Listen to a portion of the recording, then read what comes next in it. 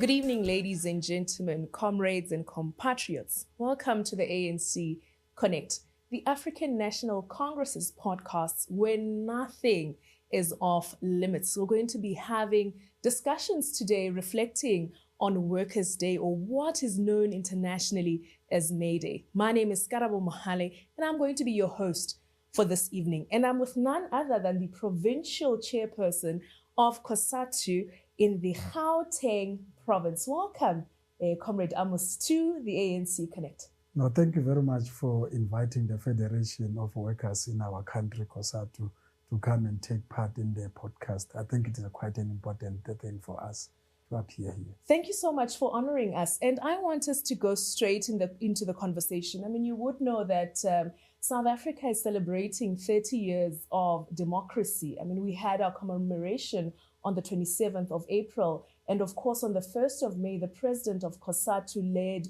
the May Day celebrations. How important is it for South Africans, but more especially workers, to reflect on 30 years of democracy and also commemorate Workers' Day?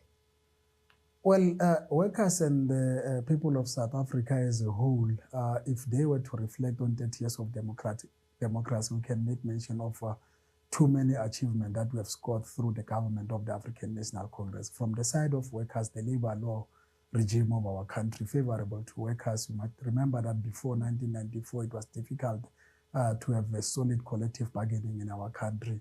So after 1994, the Labor Relations Act, when it was promulgated, it also started to look into the issues of collective bargaining, issues of representing our members in disciplinary hearing. But then most importantly, May Day as a day that workers will celebrate. If you remember or if you recall where May Day is coming from, 1889 in Chicago, and workers throughout the world were celebrating, except for South Africa. And I remember at some point, I was still young, when we were made to listen the speech by P.W. Botha when we were fighting for May Day.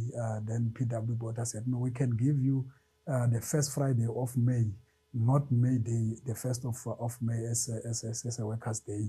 And we said, no, thank you very much for giving us an extra day. So we'll also take the Friday and take the 1st of May to celebrate the May Day.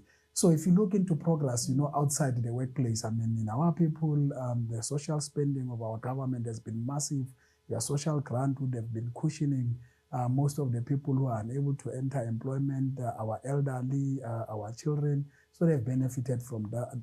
The Skills Development Act, which has promulgated, which is making sure that young people are taking advantage of the opportunities, the training opportunities that are offered through the CETAs, that are offered through the TVET colleges, and a number of areas wherein, trying to scale our nation so that they can be able to do their own work. You look into the massive building of houses through the program of RDP, so that massive building of houses in our country, massive supply of water, the electricity, even though people can take advantage of the current electricity situation. But then you look from 1994 and before 1994, people who have been on the grid, most of our African people, the black in particular, the motive forces of the revolution, were not in the grid. So the majority of them are in the grid. So you can make mention of many achievements that we have made, unlike the people who are only looking at the subjective factors. Because in our view, there's no government in the world that is perfect. So is the African National Government. It might not be perfect, but then there's a serious milestone that has been achieved in 30 years. Make sure today we're waiting for the president to sign the bill on the national health insurance, something that was not there before. So there are other people who are now against it, who are telling us that we are collapsing the health system. So those are a number of achievements that we have made. We're not even allowed to move freely wherever we're moving freely. We are moving freely. We are staying in suburbs. We are staying all over our country. There is no boundary in our country like it was before. I remember when I was young, working with my mom, we could not even get into a bathroom. The bathroom that we were closer to was dedicated to white people only. So those are there are a lot of achievements that we have made, I must say. Thank you very much for reflecting on some of the advancements that we have made in the democratic dispensation. And you speak greatly about the promulgation of many acts that have actually ushered in the progress that we see today in South Africa. But, many people complain that, although we've got this rich history of promulgating progressive acts and legislation, there is a slow turnaround in terms of implementation. What is the message to people who lament over the implementation of some of these progressive policies that we have enacted in South Africa? Well, it is not necessarily a slow implementation of this progressive policy. You look into our society at large, and then you realize that we've grown exponentially since 1994. And some of these things are budget related, wherein when we implement them incrementally so that they can be able to cover as many people as we are. I mean, let's look at the NSFAS, for example. So there was at a point when it was covering only 100,000 students. From now, it has expanded to almost above 1 million or above 2 million of our higher students in higher learning institutions. So you look at it, has been extended to TVET colleges. Look at our health system, even though it is compressed. So the number of the people that we are having in our country are more than our health system. So if you look into Gauteng, there are almost 3 or 4 hospitals which have been built since the dawn of democracy. So there's so where there are other people whom they are not receiving some of these benefits, but then we think that the progress that has been made and the pace at which they are implemented, it's commensurate with the number of people that we are having, the way public service is working. So I think there's that general, but then there must be an improvement in some of the areas. We see that most of government department will send money back to the treasury. So there must be an improvement in the management in the public service so that we accelerate delivery of services. But then if somebody will say that the government of the African National Congress has been slow in totality, will reject that because it's not true. So there's areas where, the services have been accelerated. There are areas where services have not been the way we want them to be. But then continuously, you see improvement of services, you see improvement of government in the manner in which it is doing its work. Well, I want to just bring in the conversation that you actually reflected on, and that is the NHI. And there's something very critical that you mentioned in your input. The more you grow in terms of capacity, in terms of service delivery, the more the population actually has greater trust in your ability to deliver. And that's why sometimes you might have a constraint in terms of how you deliver services, because it's actually an indication that South Africans have got trust in the public system to actually deliver on service delivery. Let's reflect on the NHI. I mean, you did reflect that there are many people who've got views about whether the government has got capacity to roll out NHI, but reflect on what is the benefit, what is it that workers can actually be able to take away? Because I believe that this is a milestone achievement by the ANC-led government, but because there's so many critics around this conversation, workers and the population are not able to actually have positive takeaways from this groundbreaking intervention by the South African government. Maybe let me start here. There's been a concerted effort by capital to demonize the national health insurance. And you'll understand, the first people who are going to demonize it are the people who are benefiting on the 2-tier health system. And if you look into those medical aid companies in our country, they tell you that if you have the national health insurance, it means their business will be dwindling or will be crashing. So therefore, they have to stand on the rooftop and say how bad the national health insurance is. And when they say how bad it is, it means that we must continue with the 2-tier health system wherein the working class will, according to them, receive inferior health, if they call it that way, because they don't believe that government health system is working properly, whereas we as workers in that system, we know that it is working properly. We know that the 2-tier health system compresses the public health system, because when you've exhausted your medical aid, there's nowhere to go. You must go back to government and be able to get medical services or health services in that area. This, we call it greed by capital. So capital will want always to be on top, benefiting from government, benefiting from our people, but they don't care about our people. Look, you can be in an accident. Because you don't have a medical aid, there will be a helicopter coming and picking up those who are on medical aid, and they leave you there. to die because, the reaction or the response by our EMS, it might be not as quick as you can, but then if you are critically ill, there's a helicopter there, why must you be left there to die? And we say this is a country that we don't need that kind of a country. We need a country that is going to take care of all of their people, not necessarily those who are having money. So that's why those big bosses, the boss of ISGO, who's all time critiquing the national health, the NHI. So they are not critiquing it for the benefit of our country. They are not critiquing it for the benefit of our people. They are critiquing it for their own benefit so that they can be richer and richer and our people become poorer and poorer and die because they cannot get into net care. So you need a lot of money to get into net care. We don't want to see what has happened in America, September 11, what has happened, that other people who were affected by that could not even access the medical system of the United States of America. They had to cross to Cuba to go and look for medical assistance. So I think it is madness. It is greed by big capital. It is greed by those doctors who have been siphoning the state in terms of medical aid so that they can benefit. So we think the national health insurance is a groundbreaking. Everyone will have equal health treatment in our country. We're happy about it. We're just waiting for the president. The president must ask us what color of pen we must give him so that he can sign. He can sign the bill. So we'll defend the national health insurance. We've campaigned for this for quite some time. So we are going to defend it. We are waiting for it. We're waiting it to be promulgated as law, and then we can start with the implementation.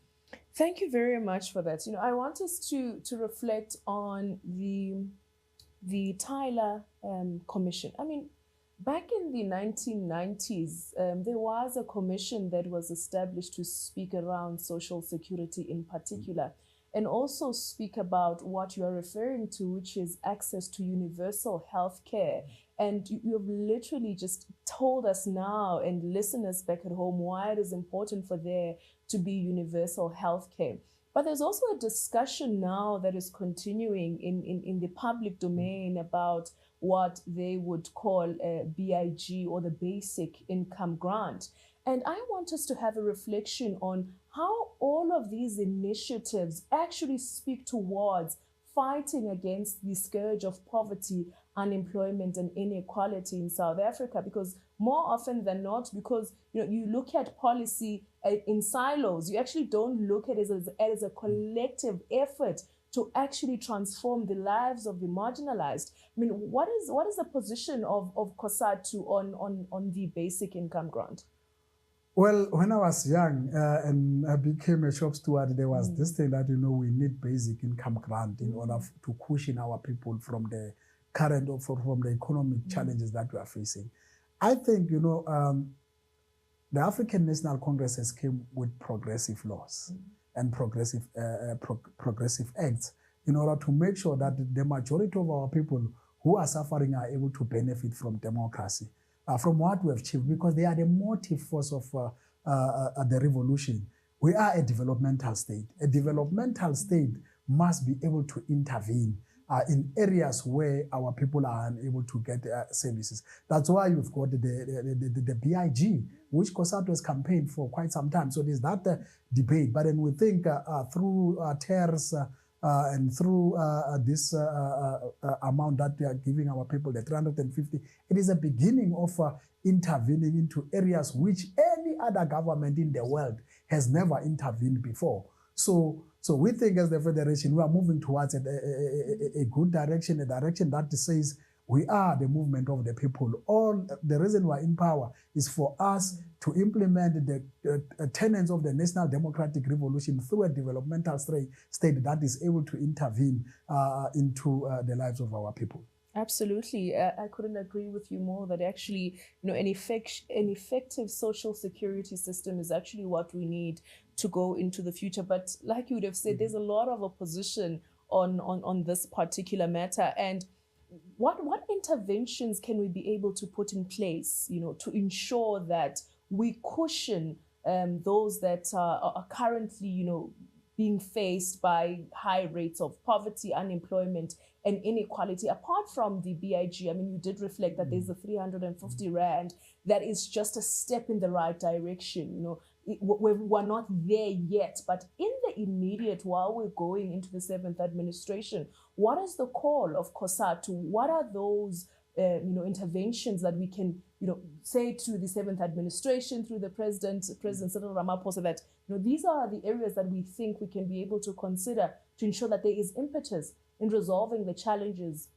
that the majority of South Africans face in the country? Well, going to the 7th administration would advise the president that the biggest issue that we must accelerate is skills development of our people. Much as we are looking at a basic income grant, but then we must also cushion it through developing the skills of our people so that our people can be able to do for themselves, can become entrepreneurs. I know the Department of Higher Education and Training has a plan of 30 years plan on artisanship. So we build our people to be artisans so that they are able to fend for themselves, to be entrepreneurs. The Premier of this province, together with the Minister of Employment and Labour, a few weeks ago, they've launched a program of skilling of our people, 500,000 young people to benefit from that. That we think is going towards the right direction. Probably in the next 10 to maybe 20 years, if we rigorously implement the skills development in our country, we might also not have the basic income grant because our people will be able to work for themselves. We think that is the first step that the president should consider. Secondly, the president must consider reindustrialization of our country. Tomorrow, I'll be going to Babelegi in Hammanskraal to mobilize for the African National Congress. That area is now being left hollow, so it has been deindustrialized. We think the president must get into that space to reindustrialize our country so that our country can be able to begin to produce the necessary jobs that we want. So those are the two basic things that if we can do them correctly, then our people will be out of poverty. So they'll be able to take themselves out of poverty as opposed to government all the time intervening. Whilst we agree that this is a developmental state, it must intervene. It must intervene to make sure that our people are able to fend for themselves. Speaking of Gauteng, I mean, there's a program called Nasispan. I mean, just take us through. I mean, many people engage. I think we engage with these programs from literally just wanting to shut them down and not really, engaging with the essence of what these types of interventions do for our communities. I mean, as a leader in Gauteng, what is your perspective? I mean, has there been change? Are we seeing some progress in our communities since the introduction of Nasispan? Now, look, maybe let me start here. When this was introduced, so a number of media houses called us in the province and say, what is your view on Nasispan? Are these jobs decent jobs? I say, hey, at some point we must teach people basic economics. That when you are confronted by a stubborn economy that is unable to grow and create jobs for our people, there must be plans that we come up with.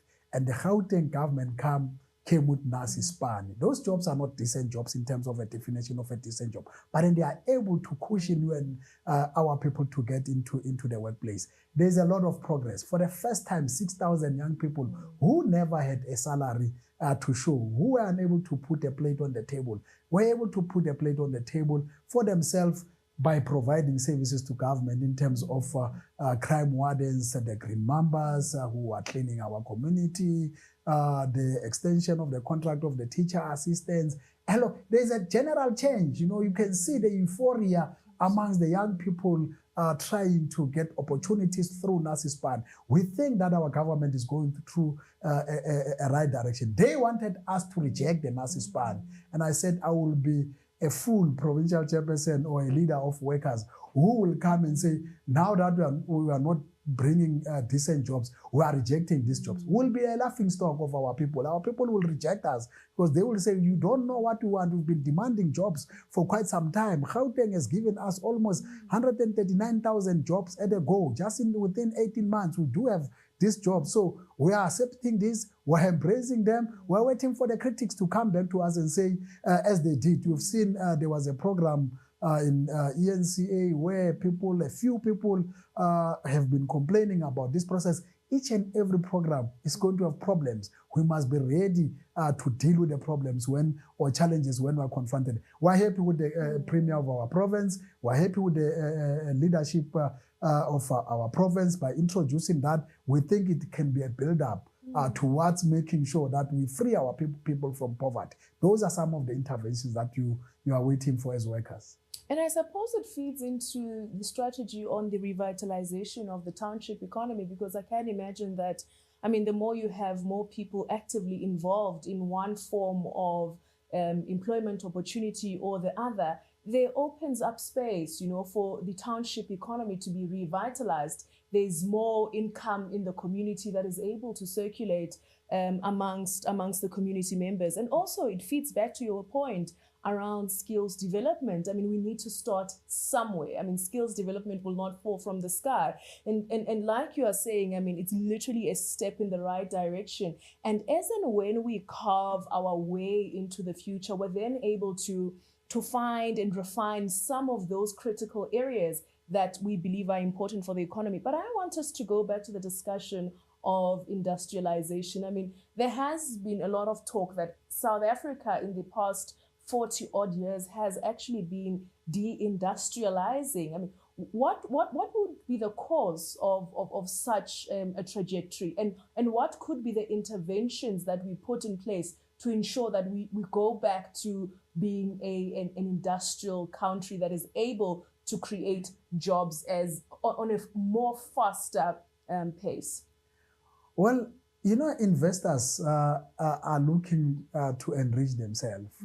When you introduce a policy direction that benefits the majority of your people, investors react in different ways. And when they react, they leave your country because the laws, particularly the labor laws of our country, many people are in favor of the labor laws, but in big business, even the opposition parties of this country don't want the labor laws in our country because they believe that they are chasing away investors. So it is because of these progressive laws that some of the people they are not appreciating progress that the government of the African National Congress has done. So therefore they want to get out of our country. And we think going forward, so we can build our own industrialists in our country, black industrialists who can swell the ranks and reopen the industries, and government can also put an amount of money to make sure that those are successful. We don't want the entrepreneurs only, but we want people who are going to have a bigger vision and say, no, for now, this is us who are now going to own the industries. This is us who are going to make sure that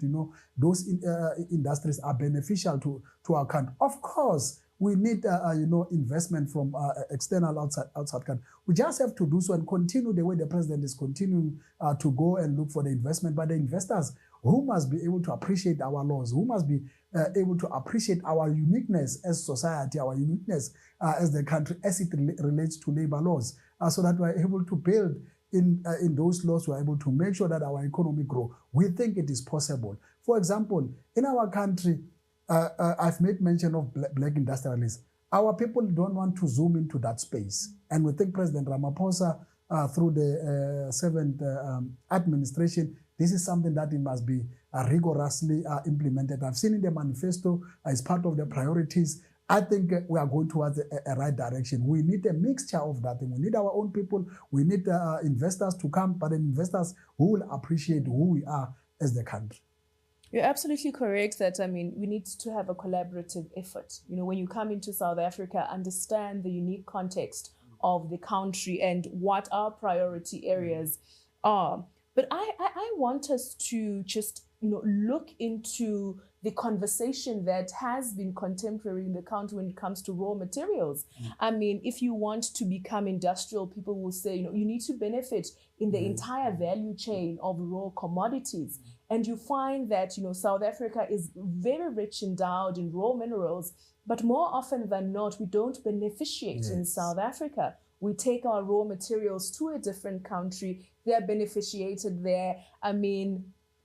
Minister and comrade Nkosazana Dlamini Zuma always says that we're actually exporting employment, because when you take raw materials, you're going to industrialize in a different country, and that's where jobs are created. How do we resolve this conundrum that we're facing in terms of actually building industries that are going to assist us to beneficiate the raw materials that we have, and in turn, of course, create more jobs that are sustainable? Well, I'm going to use this term because in the movement, when you use it, you can be categorized in a particular. This is the time for radical economic transformation. so we're getting there, not in the context of factionalism, absolutely, but in the context of making sure that we're talking about beneficiation. Beneficiation will want people who are brave. So the leadership of our movement must be brave. The president must be brave and say, we are now getting into radical economic transformation, and part of that is to beneficiation of our minerals so that they are able to create jobs within our country. We can export as little as we want, but then the people must come to us. When they come to us, they must know that their first primary objective, even if when they are given licenses to mine our minerals, the first thing is that to make sure that they employ our people and they give workers shares, so that workers can also benefit out of that. That's what we're talking about, beneficiation. The raw materials must also produce your jewelry, everything within our country. In so doing, I can tell you, in a year, we would have achieved what we wanted to achieve in 5 years. You know, we'll create those 500,000 jobs or 5 million jobs within a year or within 2 years. If we're radical, it is time for us to take the bull by its horns to make sure that we change the lives of our people. That's where we need to go. Get into the spine of monopoly capital. And monopoly capital will rise as they are rising against national health insurance. They will rise on beneficiation, but then we know what we seek to achieve as the country. If you have just joined us, we are tuned in with Comrade Amos, who is the chairperson of COSATU in the Gauteng province. And he says, this is the time for us to take the bull by its horns. I want us to have a reflection. I mean, I was listening to the president of COSATU in her May Day address, and there's something fundamental that she said that I think moved me. She said, all we're fighting for as COSATU is to ensure that each and every single person has an opportunity to change their lives. Create that opportunity, give them that opportunity, and see what people can be able to do. You know, people are not looking for handouts. People are not standing and saying, no, you know, what is it that you can do for me? They also want to contribute and play a meaningful role in building a democratic South Africa that is inclusive and that includes everybody, irrespective of race, gender, or whatever social class they come from. So I want us to reflect on how do we reorganize, you know, ourselves as a motive force, you know, going into the future to ensure that there's a vision that we have of creating an environment that includes everyone. You know, we don't lose that vision. How do we reorganize ourselves? How do we reimagine ourselves as a motive force going into the future? We must be seen as a working country. So all our people must have access to opportunities. I went to China some few years, I think it's 2 years ago. The level of manufacturing in China, the level of the hard work that they put, the society in totality changes the country. There's this general narrative that our people are lazy when there are no opportunities for them to get in. Give South Africans opportunities, you'll see how capable they are. There is this thing that has been happening in Gauteng, and it started in Tshwane through the former mayor, the current minister of electricity. So where, you know, you give our people service stands, for example. You don't have to go and build houses. You say, these are the service stands, get into the stands and do for yourself. Our people are able to do so. We must reignite that into our people, make sure that our country is a working country. Because at some point, so there was a wrong narrative on our social system, wherein you give people your social grants and that we are creating a dependency into our people. So I think we need to change that narrative and say our narrative is a narrative of making sure that our country is a working. We can change everything in our country. Our people are capable of doing this. Give them opportunities, you will see. I think you've made mention of the township economy earlier. give them resources to run their own township economy, you will see our people are able to do all of this. Even during the tenure of the mayor I've spoken to, and the tenure of Comrade Makura as the premier, we had Tsepo 10,000 in Tshwane, and then in the province we had Tsepo 500,000, wherein we get into the space, create opportunities for our people, entrepreneurs for our people. That's the kind of a thing that we need to do countrywide. And that is going to change the general narrative that in our country, we've got people who are only waiting for government to give them money, but they are not returning it. Our people are ready to do so. Wouldn't we then require an agile education system? I mean, more often than not, captains of industry will say, we're producing unemployable graduates, we're producing skills that are not easily, absorbed in the immediate economy. Wouldn't we then need to have an agile education system that actually mimics what's going on in the industry and in the economy, so that you are guaranteed that after you train these young people, whether they are in TVET colleges, whether they're in universities or universities of technology, immediately after they leave these spaces of higher education, they then are able to be absorbed into the economy, or perhaps create jobs, as you would have mentioned earlier, that could be able to add value in the communities.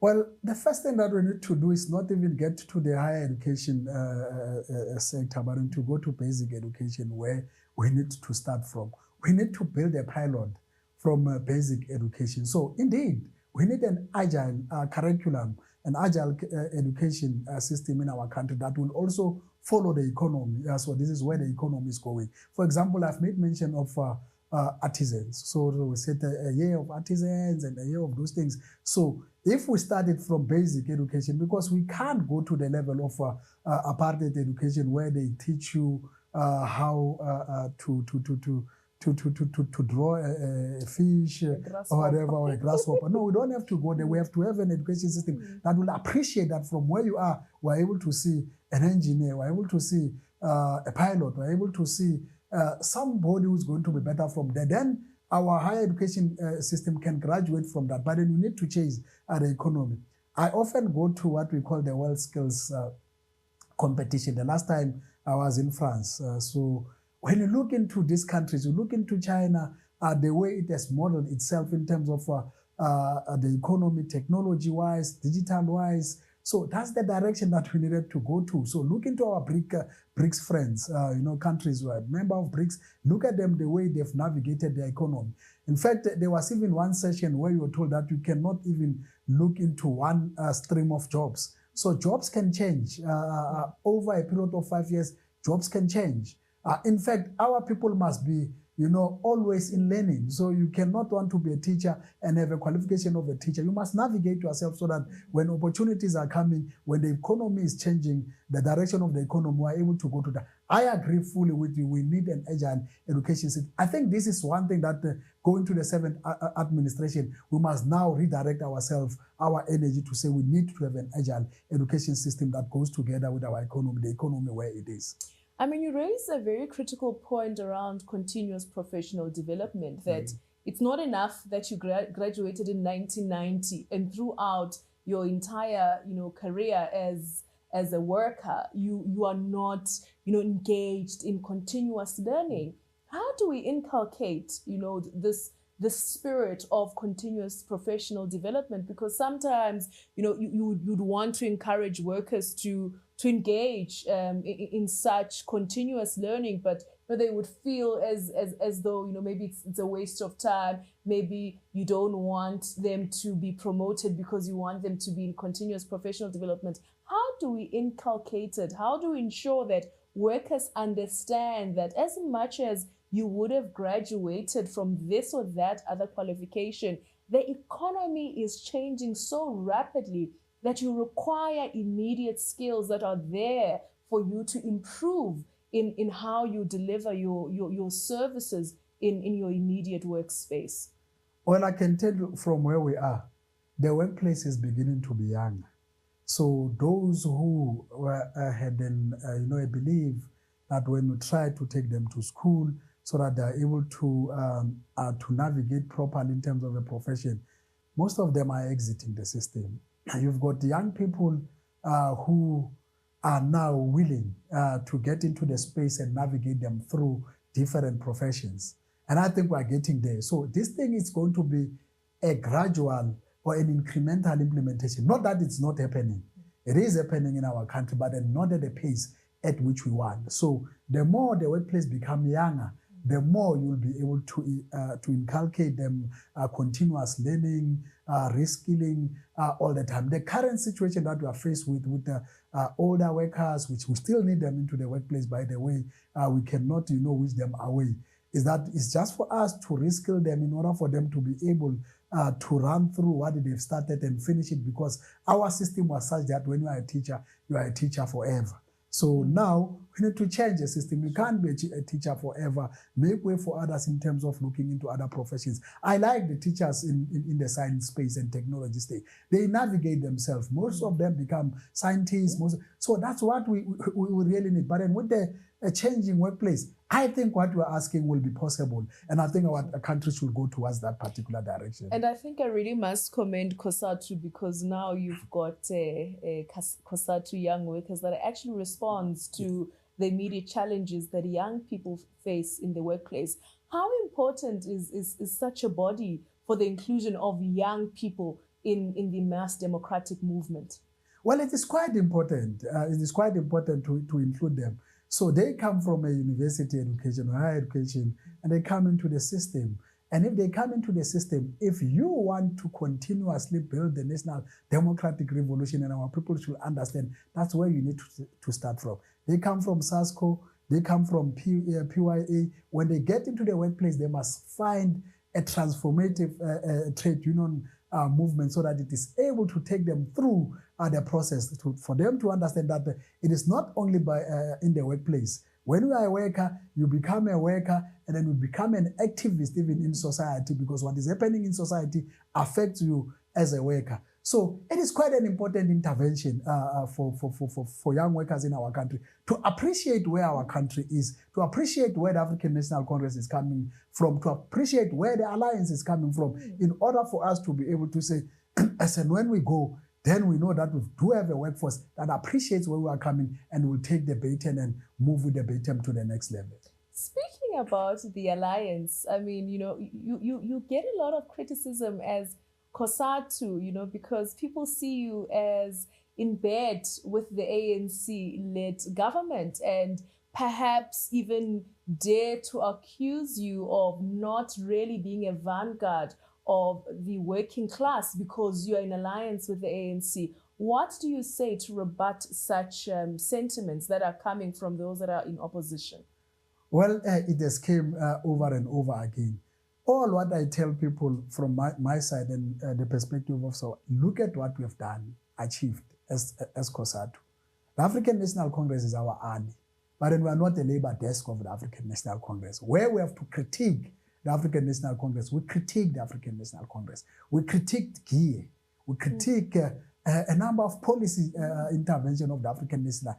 Being in bed with the African National, there's no organization that does that. It can only be COSATU that does that in order for us to be able to give the African National Congress a direction. So I remember at some point when Lula da Silva was in our country, they were marveling. That is the first country wherein we see Labour, the governing party, and the communists working together. But we are not. So we've critiqued the African National Congress on the e-tolls in this country. We've won the battle. The African National Congress listened to us. Then they scrapped the e-tolls. So it is that kind of... So when you deal with these critiques, you inform them. You tell them that, look at the work that we've been doing. No one will stand at the rooftop and critique the government which they are party to. So we stand on the rooftop and critique the African National Congress. That's how we build this country. We critique you from inside. We sit with you and develop a manifesto with you. When we are not implementing the manifesto, we are not going to say it is our manifesto. It is our manifesto, so therefore we don't have to critique. When we are not creating jobs, we'll critique you. So that's what we've been doing all along, during the time of Mandela, during the time of Thabo, during the time of all the presidents in our country. We've done that thing as the federation. So for me, it's quite easy. And in the past 20 months in our province, there has been a general change and general attitude of our government. So it is quite easy. We'll receive those critiques on a daily, even from our members. When we are not doing some of the things, they say, by the way, you are sleeping with African National Congress. But there's a lot of benefits from this relationship. If the government will be the DA, I could imagine how am I going to approach the minister of the DA and say, can we intervene in these areas because these are problematic areas? Can we intervene in these areas? These are problematic areas. So our relationship is not a relationship of abusing each other. When you abuse us, we tell you right in your face that we don't like this thing, and this is what we are going to do. And we do it. We march to all the offices of government. We march to everything where the African National Congress is. So we are quite comfortable with, you are not critiqued because you are not doing anything. So there's this saying, inja ikonkota imoto ehambayo. So you can translate that thing. So that's what it is. We are working. People are going to critique us. You are only being critiqued because of what you do. So if you keep silent, so you are critiqued. I remember when we had our Congress, when we were discussing the electoral support. So there was a general, happiness of people who do not want this alliance to work. So COSATU is breaking away from the alliance, from the African National Congress. But then we're discussing and reflecting on the material conditions on the ground for us to get to a decision. And when we go to a decision, everybody gets disappointed that COSATU is no longer with us. We are here. We understand what we do. We understand what the National Democratic Revolution is. We understand the role of a developmental state. So therefore, we'll always be in the alliance, but we'll always critique our government.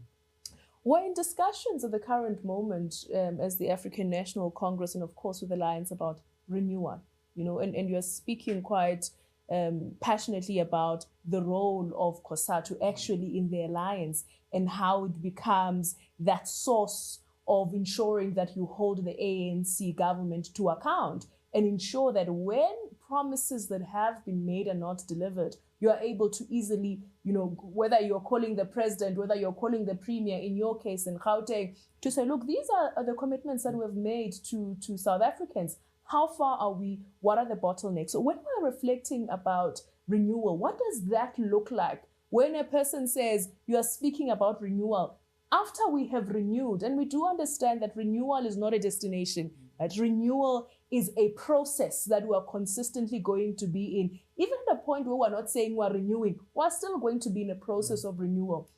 But what does that look like when a person looks at us, whether it's 10 years from now, 15 years from now? What difference would we have, made and we would want society to actually reflect on? Well, renewal is quite an important thing. I think we've termed it in different ways. There was a year where we say the year of Ekeda, we are developing Ekeda, we are renewal movement. No, this renewal is a unique renewal. And it is happening in the midst of an election campaign of the African Nation. It is happening in the midst of many people having lost confidence in the African National Congress. So it takes an organization that wants to confront the elephant in the house head on, irrespective of the timing. And I think the renewal is beginning to work. So part of the renewal is also to deal with the issues of corruption in our movement, to deal with issues of factions in our movement, in order for the broader organization to be viewed as an organization that cares for its people.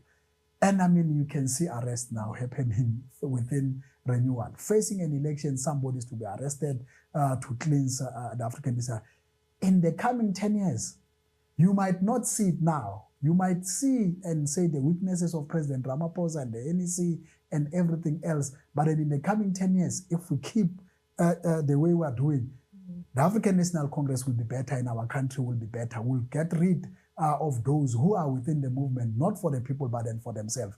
I'm confident of a renewal. I know there are some in the quarters that say renewal is looking at other faction within the movement and all of that. And I think we needed to correct some of the things if the perception, or to demystify the perception if that is a perception, and just go through a true renewal of our movement. Believe you me, we win the elections now, we're going to win them, we are confident that we're going to win them, and then we'll continue to renew our movement. 10 years down the line, we'll see a better ANC, we'll see a better country, because a leadership of the African National Congress would have taken a conscious decision that we are now confronting this animal that is bedeviling the movement. And it also affects the entire alliance. And you said something very critical that, often when we speak about renewal, there are those that are saying, it's a code word or code term for purging those that are in factions. And I think I want to appreciate that you have actually brought it to light that no, that's not what renewal is about. And all of us have got a role to play in renewal. And if at any point you would, of course, see that you believe that this is a purge, I mean, you've got a responsibility to call it out and say, I believe that in this particular area, it's no longer renewal, but rather witch hunting of comrades.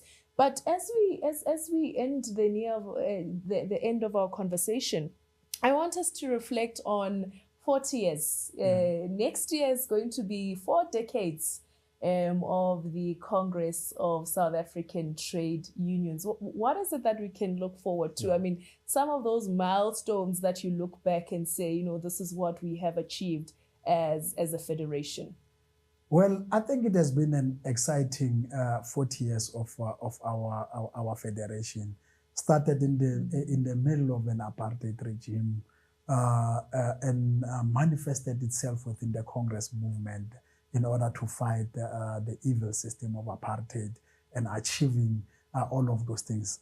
I think COSATU has also participated in the democracy that we see today. I mean, the African National Congress was in trenches. Our leaders were in trenches. Some of them were arrested. Some of them were in exile.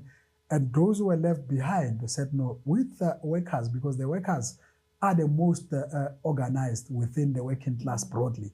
So we can use the workers in order for us to achieve this thing, because they themselves are oppressed in the workplace and they are also oppressed when they go home, where they stay. So that was the first thing that we achieved. 1994, democratic election, democratic government. From then on, we went on to do the laws that we've created and to grow the federation. We must say that there were some objective and subjective factors. So there were some leaders of the federation who were runaway leaders within the federation. There was a period between 2011 and 2016, 2017, when we're struggling within the federation, and we're able to navigate through that period because others will now begin to see themselves as the federation themselves of workers. And there was at a time when they were singing obituary of our federation. We navigated these difficulties. But there's a lot that COSATU has done in terms of policy direction. I think we've influenced policy in this country. There's network where we're engaging government, society, and different stakeholders. COSATU has also contributed into that thing.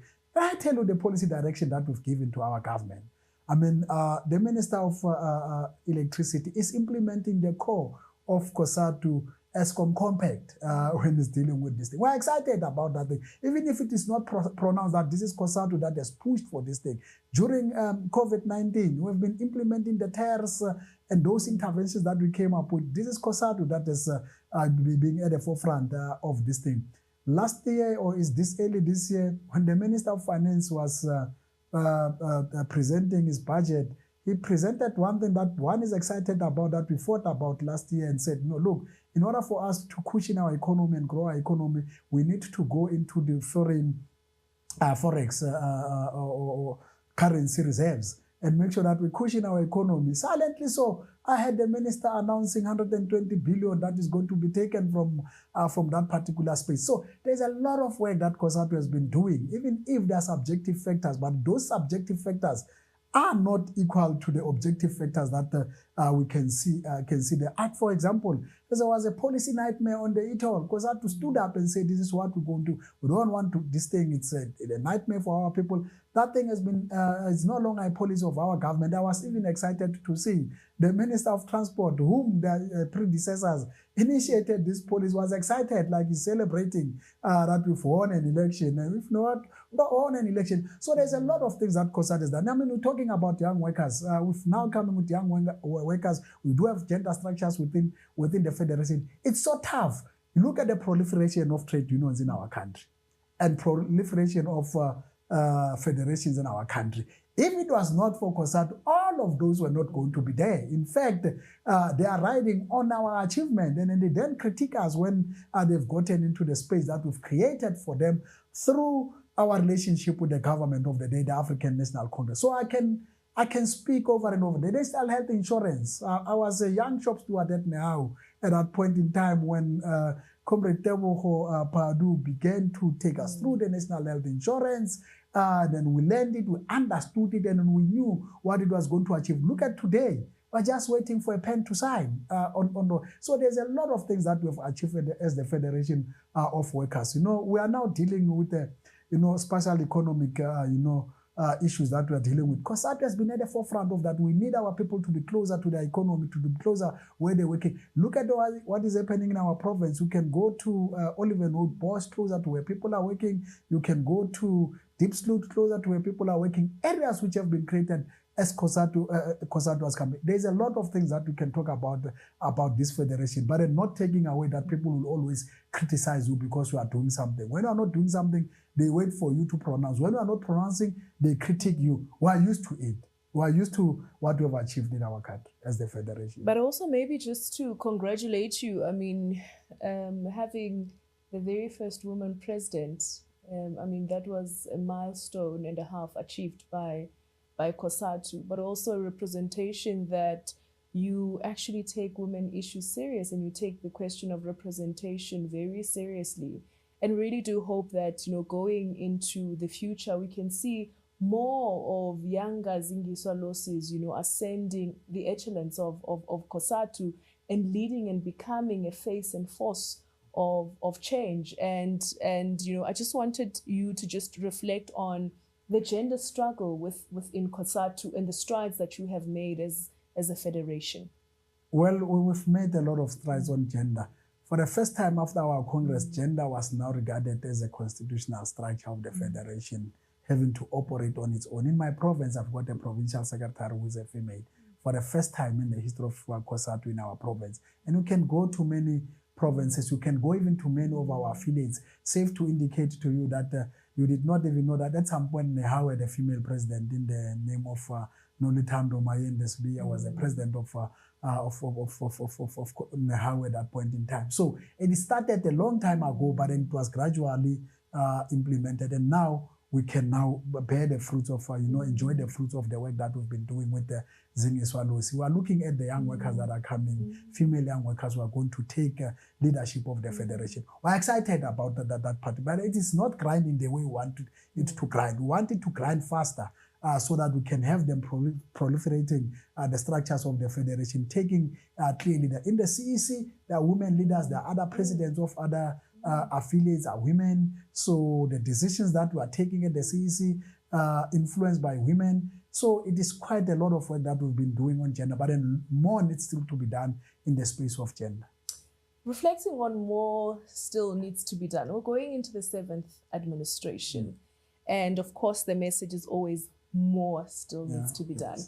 But as we close off, what is your message to workers for the 29th of May? I mean, it's an exciting time for South Africa. It's an exciting time actually for everyone, because a lot of young people are going to be voting for the first time. You've got an even increased number of young people actually wanting to participate in the elections. But you also see this vibrancy. I mean, I think it's the very first time that you find such an electrifying ANC campaign, that has brought all leaders together. I mean, the former deputy president of the ANC was on the ground yesterday. Former presidents were also on the ground. It's a very exciting time. It speaks to unity. It speaks to the renewal that you were speaking to, that we're bringing everybody on board. This is not just an ANC campaign led by just Cyril Ramaphosa, but really it's an election campaign of the mass democratic movement, and all forces must come on board to ensure a decisive victory for the ANC going to the 29th. What is your message for workers of South Africa going into the 29th of May? No, indeed, the statement that you've made, that it is electrifying. So our message is very simple. All workers of our province, all workers of our country must go out and vote for the African National Congress. What is the meaning of a vote of the African National Congress? So we do have 6 priorities of the African National Congress. So creation of jobs, industries, Africa and the world, all of the things that we want to see happening. So that's what we are voting for as workers. We went to the ICJ for the Israel issue. If you're not going to vote for the African National Congress, that court matter in the ICJ is going to be thrown out and the people of Israel are going to continue to suffer. If you're not voting for the African National Congress, the labor laws of our country are going to be changed by the moonshoot. Is it the moonshoot or moonlight? Whatever it may be, because the moon. Because I normally don't concentrate on people that are negative towards us. I concentrate on the positive thing. That's why I don't know it's the moon shoot or it's the moon one, whatever it may be. So they're going to change the labor laws of our country. You saw that white leader of that moonshoot pact, whatever it may be, denouncing the people of Israel. You've seen him denouncing workers. You've seen him denouncing the Nasi Spani program that we're having in our province. You've seen him denouncing the policy positions of our movement and COSATU. You've seen them last week picketing at COSATU House, saying that we don't want the minimum wage. The minimum wage is doing this and this. So we think workers must go out there and vote for the African National Congress to defend the National Democratic Revolution and the gains that we've made 30 years ago. In terms of electrifying, in 2016, the mood was dull amongst workers. We could not even campaign freely. We could not even go to workplaces. So that was the mood. In 2019, it was worse because many workers were beginning to reject the African National Congress. We had to develop a program here in Gauteng of going to the industries in the morning, early hours at 6 o'clock. We are doing the same thing again. I can tell you, the mood of those workers has changed. So that's why it has given me confidence that indeed here, it's not a matter of we're going to lose. It's a matter of how many percentage we are going to get in order to govern alone without a coalition. Workers are ready to vote for the African National Congress. We see on a weekly basis, we can see almost hundreds and thousands of workers through the programs that we are getting. They are warming up to a change, a renewed African National Congress. Workers are warming up to that. They see a lot of change since the conference in 2017. They see a lot of change. I must say, I see a lot of change even myself on what we've been doing. So we're confident that we should work hard, we should push, and make sure that the African National Congress retain power. There's no way in which we can allow other opposition parties who speaks a lot, who promise things that are not going to happen, because some of them have never been in government. They don't understand the challenges that we face when we get into government. I think President Mbeki was saying last time that when we came in 1994, we did not have any records of anything. So we had to start our government from scratch. So that's something that we need to do. Yesterday I was with the Deputy President, the former Deputy President in Olivenwood Boss. People were there in their numbers. They want just to touch the ANC and get the regalia of the African National Congress. It's for us not to disappoint them when we're in power, because I'm hopeful that we're going to retain power in our country and in our province. Workers must go out and vote for the African National Congress. There's no other organization to vote for. Thank you very much, Provincial Chairperson. That was Comrade Amos Monyela taking us through the last 30 years and what the ANC-led government has done for the people of South Africa, but most importantly, workers. He says the mood is the mood of winning. We're definitely taking it. We're going into the 7th administration. That is it for us tonight. My name is Karabo Mohale, and thank you so much for tuning in into ANC Connect. This was our 3rd episode. If you have missed our previous episodes, please do catch up. The hashtag is #ANC Connect. All of those episodes are on all of our social media pages. Thank you very much and have a lovely evening.